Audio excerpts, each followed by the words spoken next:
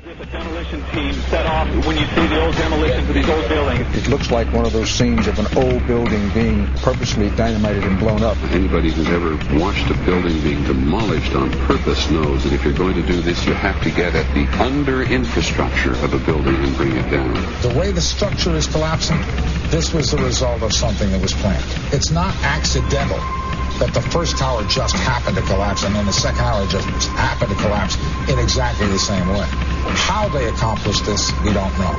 The building collapsed to dust. You don't find a desk. You don't find a chair. You don't find a telephone, a computer. The biggest piece of a telephone I found was half of the keypad, and it was about this big. What happened to the concrete? The concrete was pulverized from river to river. There was dust powder 2-3 inches thick. The concrete was just pulverized. In addition to those pictures we've all seen too much on television before, when a building was deliberately destroyed by well-placed dynamite to knock it down.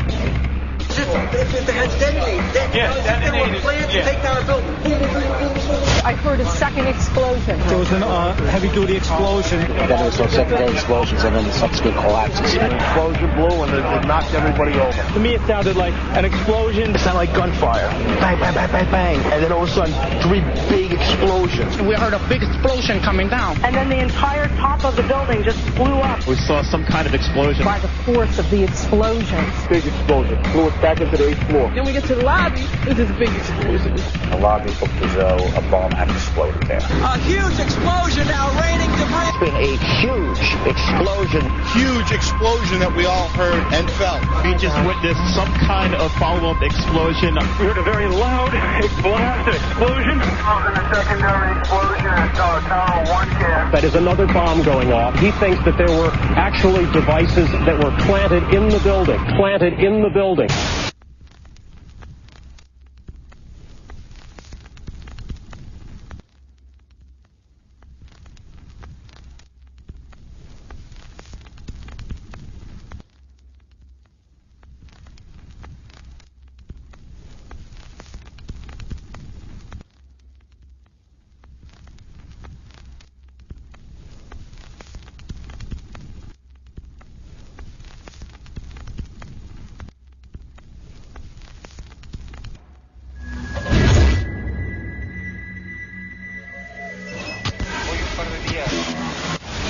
I don't think anybody could have predicted that they would try to use an airplane as a missile, a hijacked airplane as a missile. Nobody in our government, at least, and I don't think the prior government that could envision flying airplanes into buildings.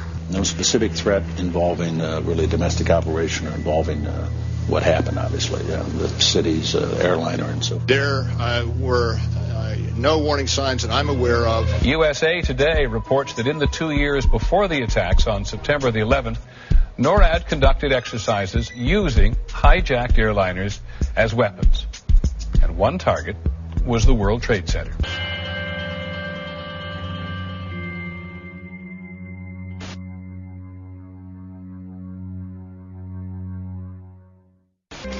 In confidential documents from the Philippines obtained by CNN, the plan was clear.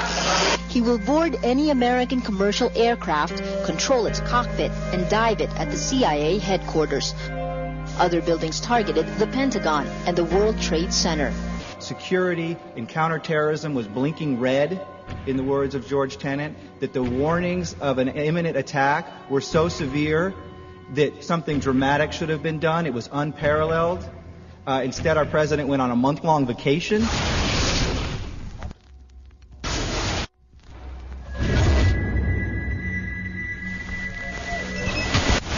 The head of Pakistani intelligence at the ISI, Mahmoud Ahmed, requested Omar Sheikh to wire $100,000 to Mohammed Atta, who was the lead hijacker. Hijacker Mohammed Atta received wire transfers via Pakistan. The man sending the money to Atta is believed to be Ahmed Umar Saeed Sheikh. Omar Sheikh admitted he was supported by the Pakistan government's intelligence service, the ISI.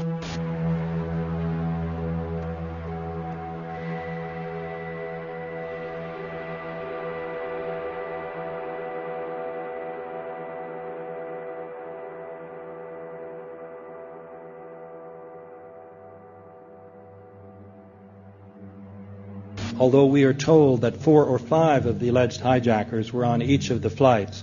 If so, their names should have been on the flight manifests. But the flight manifests that have been released contain neither the names of the alleged hijackers nor any Arab names whatsoever. We know that the men who were supposedly the hijackers had their houses, cars, credit cards paid for by the U.S. government. They were, in truth, agents. Evidence was also apparently planted. The passport of one of the hijackers on Flight 11 was allegedly found in the Rebel. Goes through the fireball, through the side of the plane, and comes down the ground unscathed. But something happened. For 6 months, they reported they had this passport. Boy, we've got it. We've got the proof. And then the guy stood up and was alive. Several of these 19 men are still alive.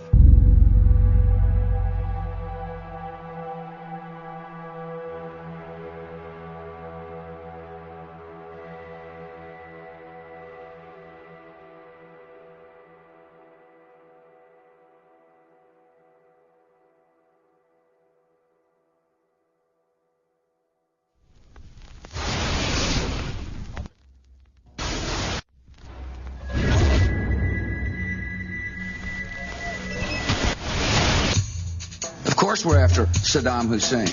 Bin Laden. He's January 2001. The Bush administration orders the FBI and intelligence agencies to back off investigations involving the bin Laden family, including 2 of Osama bin Laden's relatives, who were living, guess where, in Falls Church, Virginia, right next to CIA headquarters. When he was already America's most wanted criminal, he reportedly spent 2 weeks in the American hospital in Dubai, was treated by an American doctor, and visited by the local CIA agent. We have not seen one piece of evidence that links Osama bin Laden directly to the planning stages of September 11th. This failure to provide proof was later said to be unnecessary because bin Laden, in a video allegedly found in Afghanistan, admitted responsibility for the attacks. This confession is now widely cited as proof. But the man in this video has darker skin, fuller cheeks, and a broader nose than the Osama bin Laden of all other videos. We again seem to have planted evidence.